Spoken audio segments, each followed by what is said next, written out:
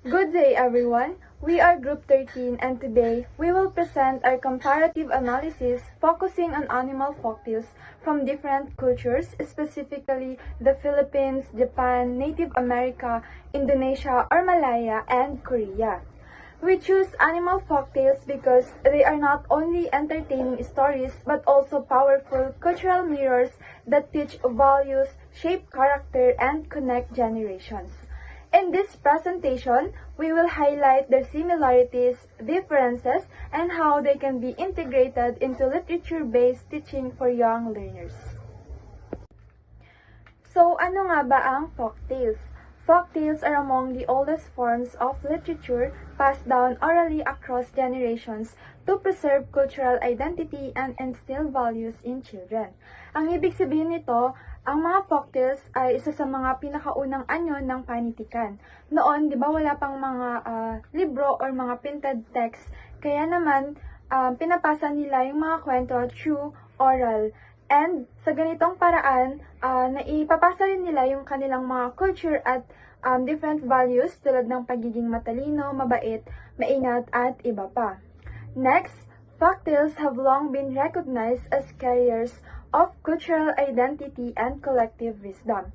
Dito naman, ipinapakita na ang mga folktales is hindi lang sila basta kwento, kundi tagapagdala rin sila ng identity ng isang community.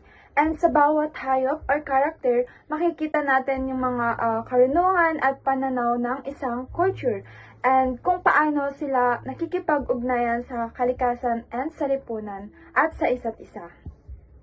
And the last one, not merely stories for entertainment but serve as educational instruments that transmit values and ethical norms. Ang mga folktales is hindi lang siya entertainment or pampalipas oras or pampatawa. Ginagamit din sila bilang teaching tools para maituro sa mga bata ang tamang asal, moral lessons, and social values. Now, let's move on naman sa mga examples namin sa iba't ibang country here in Asia. By the way, ang kinuha naming mga examples of folktales ay tungkol sa mga animals. Dahil para sa mga bata, mas madaling maka-adapt sila ng mga good values dito. The first example is The Hawk and the Hen from Philippines. Ang story na to is tungkol sa hawk na niloloko or tinutukso niya yung manok para makuha niya ito. Pero dahil sa matalinong pag-iisip ng manok is naiwasan niya yung hawk kaya hindi siya nakuha. Ang second example naman is about sa The Monkey and the Crab from Korea. Ang lesson na mapupulot ng mga bata dito is lahat ng mga pandaraya na ginagawa natin ay may parusa at kailangan ng hustisya. Third example is about sa Coyote Tales from Native America. Ang lesson naman na mapupulot dito ng mga bata is lahat ng ginagawa or actions natin ay may bunga and kinakalabasan. Also, about rin ito sa pag-respect sa nature natin. Lastly, nagpapakita ang story na to sa pagkakaroon ng mahabang pasensya at mapagpakumbaba. The fourth example is the mouse deer or the kansil from Indonesia. Ang aral naman dito is nagagamit natin yung talino in case na maharap tayo sa mga panganib. The last example is tungkol naman sa The Tiger and the Dried Persimmon from Korea. Ang kwento naman na to is tungkol sa tiger na narinig niya yung dalawang bata na nag-uusap about sa dried persimmon na akala niya is danger ito kaya nag-isip siya ng kung ano-ano. Ang lesson naman na mapupulot ng mga bata dito is alamin muna natin yung mga naririnig natin bago tayo mag-isip ng kung ano-ano at mag-overthink.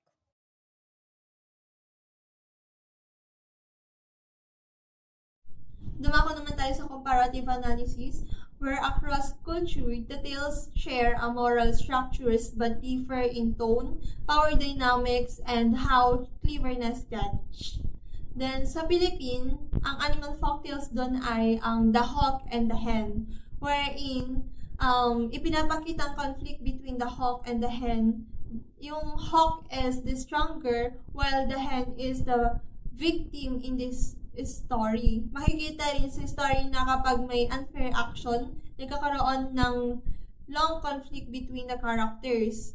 Ang lesson naman sa story na ito is to be careful with our actions because they can hurt others and damage relationships. Ipinapakita rin ng story ang idea na power can sometimes be used unfairly, which is super true. Then, dumako naman tayo sa Japan, The Crab and the Monkey. Ang Japanese folktale na ito ay tungkol sa deception at revenge. The monkey tricks the crab, pero later on, he receives punishment because of his bad actions. Ipinapakita ng story na kapag gumawa ka ng mali, there will be a consequences. Unlike other stories where the stronger animals always wins. In this story naman, it shows that justice can still happen. Ang main lesson nito ay ang importance ng fairness at honesty. The next is sa Native America, wherein ang animal folktales natin ay ang Coyote Tales. Sa Native American stories, ang coyote ay kilala bilang tricksters character. Madalas siyang gumagawa ng mischievous actions na nagdudulot ng trouble o chaos. Dahil sa kanyang behavior, siya rin ang nakakaranas ng consequences ng kanyang actions. Kaya, this stories teach lessons through humor and mistakes. Natututo ang listener from the experiences of the coyote. Then next is yung sa Indonesia, Malaya, where the animal folktales there is the mouse deer or kancil. Ang mouse deer o kancil ay isang clever character sa Southeast Asian folktales. Kahit na maliit at mahina siya, yung mouse deer natin, compared sa ibang mga animals, ginagamit niya ang kanyang utak para makatakas sa danger. This story shows that intelligence and quick thinking can defeat the stronger animals. It teaches that being clever can help someone survive difficult situation. Then the last is the Korea, wherein ang animal folktales ay ang The Tiger and the Dried Persimmon. Ang Korean folktale na ito ay gumagamit ng humor at misunderstanding. The tiger becomes afraid dahil mali ang pagkakaintindi niya sa narinig niya tungkol sa dried persimmon. Dahil sa confusion, nagkaroon ng unnecessary fear. The story shows how misunderstanding affect behavior and lesson ay dapat tayong mag-isip muna bago mag-react sa mga naririnig o sa ating mga iniisip. Good day, everyone. Today, I will present the similarities and differences of 5 animal folktales. So, the hawk and the hen, the crab and the monkey, coyote tales, cancel stories, and the tiger and the dried persimmon. So, ang mga kwentong ito ay mula sa iba't ibang kultura, pero pare-pareho silang gumagamit ng animals bilang characters upang ipakita ang ugali at kilos ng isang tao. So, let's tackle the first similarity is that animal represent human behavior. So, ang mga kwentong ito ay ang mga hayop ay hindi lang basta hayop. They think, talk, and make decisions like human. For example, the monkey represent greed. The crab represent fairness, coyote shows carelessness, cancel represent cleverness, and the tiger shows fear. So, kahit animal ang karakter, ang tunay na ipinapakita ng stories ay mga ugali ng tao sa society natin. Another similarity is that actions lead to consequences. Ibig sabihin, may resulta ang bawat ginagawa ng characters. So, for example, the monkey was punished because of dishonesty. Coyote behavior often causes trouble, cancel uses tricks to escape danger, and the tiger acts based on misunderstanding. So dito, makikita natin ang mga stories ay nagpapakita ng cause and effect o kung ano ang mga nangyayari dahil sa ginawa ng character. Another similarity is the importance of cleverness. So maraming stories, hindi lang lakas ang mahalaga. Sometimes intelligence or quick thinking is more powerful. For example, Cancel survives stronger animals because he is clever. The crab also wins through planning and teamwork. Pinapakita lang nito na talino at diskarte can help someone survive difficult situations. Next similarity is conflict. Lahat ng stories ay may conflict or problem na nagpapagalaw sa story. So for example, dito is The Hawk and the Hen. The conflict is about harm and blame. In The Crab and the Monkey, the problem started because of deceit. In Cancel stories, the conflict usually involves danger from stronger animal. So without conflict, walang magiging story. Another important similarity is that these stories teach moral lessons. Ang mga folktales ay hindi lang para sa entertainment. They also teach values such as honesty, fairness, responsibility, and survival. So madaling salita, ang mga kwentong ito ay may aral na gustong iparating sa mga listeners or readers. Another similarity is that the stories are easy to remember. So noong unang panahon, these stories were passed down orally or sa pamamagitan ng pagkukwento. And because of this, simple lang ang structure ng stories, problem, conflict, and ending. Dahil simple lang ang flow, mas madaling maalala at maipasa sa susunod na henerasyon na hanggang ngayon is naipapawasa pa rin through ngayon na may mga libro na na-publish. Now, let us move to the differences. Kahit lahat ng stories ay may lessons, magkakaiba ang focus ng kanilang aral. For example, The Crab and the Monkey, it focuses on the justice. Coyote Tales focuses on consequences of bad behaviors. Cancel stories highlight survival through wit. And The Tiger and the Dried Persimmon focuses on fear and misunderstanding. So kahit pareho silang may lesson, iba-iba ang values na binibigyang diin ng mga stories na ito. Another difference is how cleverness is shown in the stories. Sa Cancel stories, cleverness helped the character survive. In The Crab and the Monkey, clever planning helps bring justice. However, in Coyote Tales, clever tricks sometimes fail. So makikita natin na hindi palaging positive ang cleverness sa lahat ng stories. Another difference is the type of power shown in the stories. Minsan, ang power ay hindi lang physical strength. For example, Cancel uses strategy. The Crab uses cooperation, while the Tiger is strong but becomes weak because of fear. So the stories shows that power can come from intelligence, teamwork, or even emotions. Another difference is how the stories end. Some stories end with justice like The Crab and the Monkey. Some with a lesson learned like the Coyote Tales. Other end with clever escape like Cancel stories. So hindi lahat ng stories ay may happy ending. Some end with punishment, humor, or explanation. Another difference is the animals used in the stories. Ang bawat culture ay gumagamit ng animals na familiar sa kanilang environment. For example, Coyote appears in Native American stories. Cancel is common in Indonesian folklore, and the tiger often appears in Korean folk stories. So the animals reflect the culture and environment where the story come from. Dumako naman tayo sa teaching strategies on how teacher can integrate animal folktales into literature-based instruction. Number 1 is yung oral approaches or yung storytelling circles wherein maaaring ipagawa ng teacher ang storytelling circles kung saan students tell these folktales aloud. Gumagamit sila ng voice changes, gestures, at facial expression para maging interesting ang story na ito.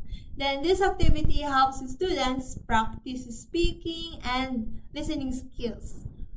Mas naiintindihan din nila ang emotion at actions ng character through the storytelling circles. Then, number 2 naman is yung creative expression or role-play art activities wherein pwede rin ipagawa ng teacher ang role-play kung saan students act out the scene from the folktales. Through acting, mas may imagine nila ang feelings at behavior ng characters. Maaari rin silang gumawa ng drawing, puppets, or simple art related dun sa story.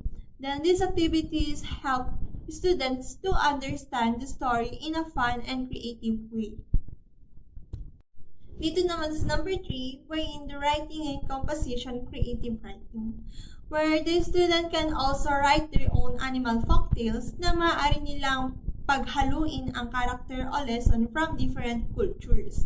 This activity improves their writing skills and creativity. Nakakatulong din ito para maintindihan nila kung paano ginagamit ang stories to teach values and life lesson. The number 4 naman is yung value education or reflection and discussion, wherein pwede ring magkaroon ng reflection at discussion about sa lesson of each story, where the student talks about values like honesty, kindness, cleverness, and responsibility. Through the discussion, mas nakikita nila how actions affect other people. Nakakatulong ito para makonect nila ang folktales sa real life situation.